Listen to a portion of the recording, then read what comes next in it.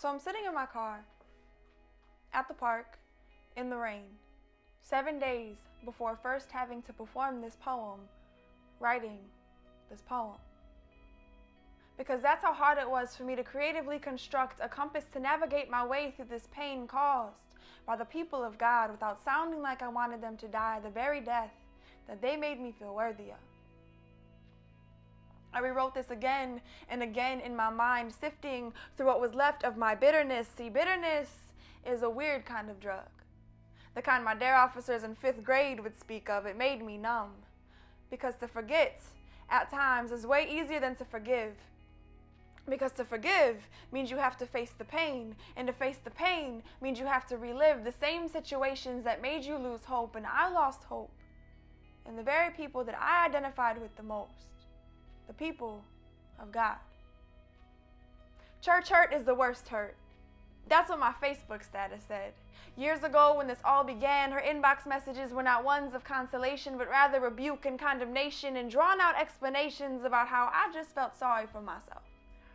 I could not understand how someone who claimed to have such strong discernment could not recognize my cries for help. Not once did she ask what happened, who did it, or if I was okay.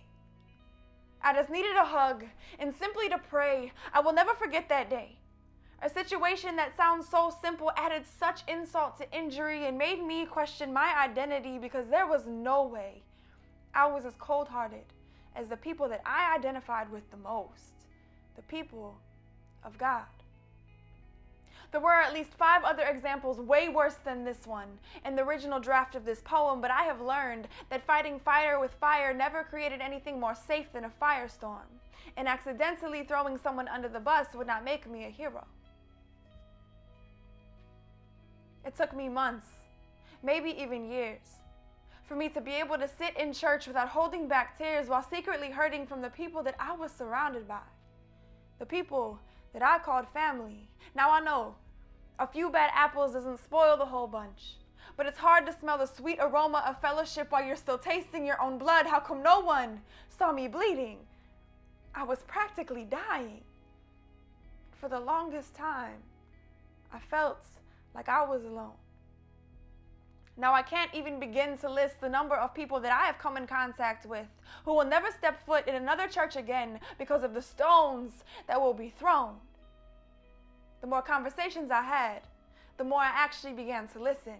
And I've come to this conclusion that the reason why no one saw me bleeding was because they were wounded as well. And no matter how much doctrine one digests, self-preservation always kicks in when you are trying to save yourself. And therein lies our issue. We have taken our eyes off of the cross and our focus off of the scriptures. We are covered in the blood, but the blood of one another, because watching your brother or sister slowly die without lifting a finger in an attempt to save their life is the equivalent to you taking a knife and slitting their throat yourself. And I can't imagine how many knives in the form of cliches and misquoted scriptures that have led to corpses laying in our pews, surrounded by people praising a God that they claim to serve. But you are no servant of God unless you love your neighbor as you love yourself. Otherwise, you are like a puppet on a string or a pretty Christian Barbie placed up on the highest shelf, covered in holy dust, no good to anyone else but yourself. We have got to get it together. To every pastor, preacher, saint, and servant alike that has taken the two-edged sword of God and used it like a dull, dirty knife, I forgive you. And to every person that I've overlooked while trying to stay alive, I am sorry.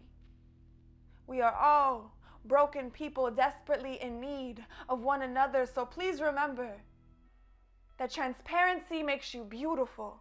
Forgiveness makes you strong. Silence never saved anyone. So speak on, people of God, speak on. Because someone's life is depending on your words.